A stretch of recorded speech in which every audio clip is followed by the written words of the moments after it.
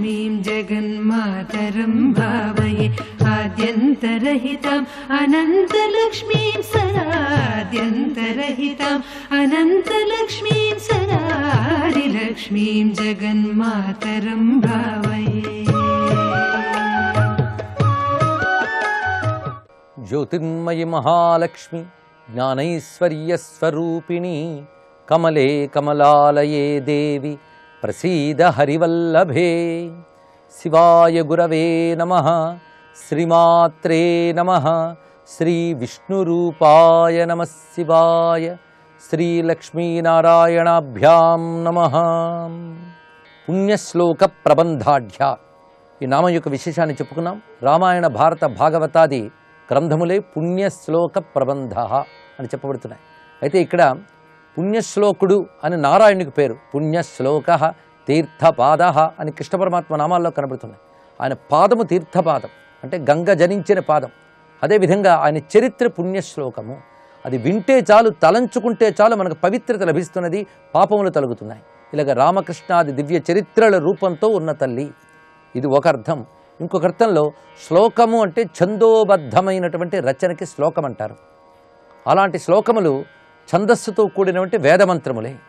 అవి వింటే చాలు, వాటిని అంటే చాలు పవిత్రులమవుతున్నాం గనక పుణ్యశ్లోకములు అనగా వేదమంత్రములు అని అర్థం. ఆ వేదమంత్రముల యొక్క కూర్పే ప్రబంధము. బంధము అంటే కూర్పు, ప్రబంధము అంటే గొప్పదైన కూర్పు అని అర్థం. వేదమంత్రములన్నీ తీసుకువచ్చి ఇది ఋగ్వేదము, ఇది యజుర్వేదము, ఇది సామవేదము, ఈ మంత్రము ఋగ్మంత్రము, ఇది సామమంత్రము, ఇది యజుర్మంత్రము అని విభజించి మనకు వేదరాశి లభిస్తున్నది. అలా కూర్చబడిన వేదరాశి అంతా పుణ్య శ్లోక ప్రబంధమే. పవిత్రమైన మంత్రములతో కూర్చినటువంటి వేద విద్యా రూపముతో ఉన్న తల్లి గనక అమ్మని పుణ్యశ్లోక ప్రబంధాఢ్యాన్ని వేదలక్ష్మిని కీర్తిస్తున్నారు. ఇది రెండవ అర్థాన్ని కూడా ఇందులో స్వీకరించాం. తర్వాత నామం సర్వాంతర్యామి రూపిణి. 819వ నామం ఇది. శ్రీ సర్వాంతర్యామి రూపిణ్యై నమః. సర్వాంతర్యామి రూపముగా ఉన్న తల్లి అమ్మవారు. ఎక్కడున్నారు, ఎలా ఉన్నారంటే అంతటా ఉన్నారు అంటాం. కానీ అంతటా ఎలా ఉన్నారు అది కూడా తెలుసుకోవాలి. సర్వ అంతర్యామి, అందరిలో లోపల వ్యాపించి ఉన్నది అన్న అక్కడ లోపల. అందుకే అమ్మవారిని చూడాలంటే లోచూపు ఉండాలి. ప్రతి వారిలో ఆ చిచ్చక్తి వ్యాపించి ఉన్నది. అలాగే అందరిలో అంతర్యామిగా ఉన్నది. ఈ మాటను మనం పరిశీలించినట్లయితే అంతర్యామిగా ప్రతివారు హృదయంలో ఉండి గమనించుకుంటున్నటువంటి ఈశ్వర స్వరూపమే అమ్మవారు. అది ఈ నామానుకున్నటువంటి అర్థం. తర్వాతి మాట సామగాన సమారాధ్య. 820 నామం ఇది. శ్రీ సామగాన సమారాధ్యాయై నమః అని స్తుతింపబడుతోంది తల్లి. ఇక్కడ సామగానము చేత చక్కగా ఆరాధింపబడునది అనర్థం. దేవతలను తృప్తిపరచాలంటే వేదమంత్రములే మనకు ఆధారములు. వేదమంత్రాలు రుక్కులుగా, యజుస్సులుగా, సామములుగా ఉంటుంది. కేవల స్తుతి రూపంగా ఉండేవి రుక్కులు. వాటిని యజ్ఞమునందు వినియోగించేటప్పుడు యజుస్సులు అని అంటున్నాం. అది గానముగా చేస్తే సామగానము అంటారు ఇక్కడ. అయితే వేదమంత్రాలను ఎలా పడితే అలాగ గానం చేయడానికి లేదు. వాటికి నిర్దిష్టమైనటువంటి స్వర నియమాలు ఉన్నాయి. పలికేటప్పుడే దానికి స్వరం అవసరం. అలా గానం చేసేటప్పుడు కూడా ఋషులు ఆ దివ్యమంత్రాలను విని యథాతథంగా పలికారు గనక వేదమంత్రాన్ని ఎప్పుడు కూడా వేరో రకంగా మార్చరాదు. వాటి స్వరం వాటికి నిర్దిష్టంగా ఉన్నది. వాటిని గానరూపంగా ఆ మంత్రాన్ని ఎలా చదవాలో పద్ధతి ఉంది. దానికి సామగానము అని అంటారు. వేదమంత్రముల్ని గానము చేసే పద్ధతి సామగానం. ఈ సామగానం ద్వారా ఆరాధింపబడుతుంది అమ్మవారు. ఎప్పుడైనా యజ్ఞము సామగానంతోనే సంపూర్ణమవుతుందట. ఎందుకంటే దేవతల సామగాన ప్రియులు. సామము అంటేనే సంతృప్తిపరిచి ఆనందింపజేసేదే సామం.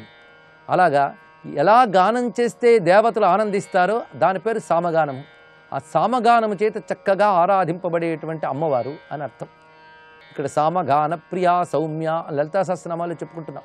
సామగాన లోల మనసిజ లావణ్య ధన్య మూర్ధన్యులు ఎందరో మహానుభావులు అంటారు త్యాగయ్య. సామజ నిగమ సుధామయ గాన విచక్షణ గుణశీల దయాలవాల మాంపాలయ సామజ వరగమన అని కూడా కీర్తించారు ఇక్కడ. సామనిగమజ సుధామయ గాన విచక్షణ అన్నప్పుడు, ఆ సామనిగమజ అన్నప్పుడు సామవేద జనితమైన సుధామయమైన గానము. ఆ గానానికి భగవంతుడు సంతోషిస్తాడట. అది విష్ణువు కావచ్చు, శివుడు కావచ్చు, జగదంబ కావచ్చు. వీళ్ళు ఎవరైనా సరే సామగానానికి సంతోషిస్తారు. సామగానానికి సంతోషించేదే దేవత. అందులో దేవతలందరి సమాహార రూపమైన సర్వదేవతాత్మిక అమ్మవారు సామగానానికి సంతోషిస్తున్నారు. అయితే యజ్ఞముల యందు ఈ సామగానం చెప్పబడుతున్నది. ఇదే తర్వాత లోకమునందు కీర్తనలుగా, గానములుగా, సంగీతముగా వచ్చింది. అందుకే పూజల్లో కూడా సంగీతార్చన ఒకటి చేస్తారు. అందుకే గీతం శ్రావయామి నృత్యం దర్శ్యామని చెప్పినప్పుడు గీతాన్ని పలకడం కూడా సామగానంతో సమానమే. అందుకే మొత్తం పూజ చేసి శృతిలయబద్ధంగా గానం చేస్తే అమ్మవారు సంతోషిస్తారట. చేతనైతే సామగానం చేయాలి, సామగానం చేత కాకపోతే గీతమైనా పాడాలని శాస్త్రం చెప్తోంది. ఇక్కడ వ్యాఖ్యాగానే శ్వసక్తస్తు శివముద్దిశ్య తత్వతః లౌకికీమపి వా గీతం కుర్యాన్ నిత్యమతంద్రిత అని సూత సంహితలోని వ్యాఖ్య. అద్భుతమైన మంత్రముతో గానం చేయి, అది చేత కాకపోతే లౌకికమైన గీతంతోనైనా రోజు పరమాత్మను అర్చించినట్లయితే వారు ఈశ్వర అనుగ్రహాన్ని పొందుతారు అని చెప్తున్నారు ఇక్కడ. అందుకు పాటకి సంతోషించేది పరమాత్మ. ఈ కారణం చేతనే త్యాగయ్య, అన్నమయ్య మొదలైన వారందరూ కూడాను ముక్తిని పొందగలిగారు. ఎందుకంటే భగవంతుడు గీతప్రియుడు. అటువంటి గీతప్రియుడైన భగవానుడు, భగవచ్చక్తి అయిన అమ్మవారు సామగాన సమారాధ్య అని చెప్పబడుతున్నది. అటు తర్వాతి నామముల వరుసలోకి ప్రవేశిస్తున్నాం. ఇటు తర్వాత చెప్పబడుతున్నది శ్రోతృకర్ణ రసాయన. 821 నామం శ్రోతృకర్ణ రసాయనాయై నమః. సామగాన సమారాధ్య వెంటనే మాట చెప్తున్నారంటే ఆ సామగానము వినేవారి చెవులకు చాలా ఇంపుగా ఉంటుంది. వేదానికి ఆ లక్షణం ఉంది. అది ఋగ్వేదం కానీ, యజుర్వేదం కానీ, సామవేదం కానీ ఏదేమైనప్పటికి కూడా వేద మంత్రముల ఎందుకు దివ్యత్వం ఉన్నది. అది వింటూ ఉంటేనే ఒక ఆనందం కలిగి కనుల అరమోడ్చి 2 చేతులు దోయిలిస్తాం. శక్తి ఉంది ఆ వేదమంత్రాల్లో. అందుకే వేదమంత్రాలను అనువదించి పద్యాల కింద చెప్పినట్లయితే శక్తి తరిగిపోతుంది. మంత్రానికి శక్తి ఉంది, అర్థం కాకపోయినా పర్వాలేదు, దానిలో శక్తి మనకు లభిస్తే చాలు. ఎందుకంటే మాత్రలు మనకు అర్థం కావు, అది వేసుకుంటే ఆరోగ్యం బాగుంటుంది అంతే. అలాగే మంత్రములు కూడా అటువంటివే. అందుకే వేద మంత్రముల యందు అటువంటి శక్తి ఉన్నది కనుక శ్రోతృకర్ణ రసాయన, వినేవారి చెవులకు ఒక కర్ణపేయముగా, ఒక రసమయమైన వస్తువుగా ఉంటుందట. అందుకు వేదమంత్ర రూపిణిని చెప్పడమే దీనిలో ఉన్న అర్థం. వింటే చాలు చెవులకు ఇంపుగా వినబడేటువంటి నాదరూపముగా ఉన్న తల్లి అని అర్థం. ఇక్కడ పుణ్యశ్లోక ప్రబంధాఢ్య, సామగాన సమారాధ్య ఈ రెండూ చూసినట్లయితే మొత్తం వేదరాశి అంతా చెప్పబడుతుంది. శ్లోకము అనేది ఋగ్వేదానికి సంబంధించిన అంశం. అదేవిధంగా అక్కడ వాటి యొక్క కూర్పులో జరిగే యజ్ఞం కూడా చెప్పబడుతుంది. కనుకనే మొత్తం వేదరాశికి సంబంధించిన నామములే 2 నామాలుగా మనం చెప్పుకున్న పుణ్యశ్లోక ప్రబంధాఢ్య, సామగాన సమారాధ్య. ఈ 2 శ్రోతృకర్ణ రసాయన, వినేవారికి రసాయనము వంటివి.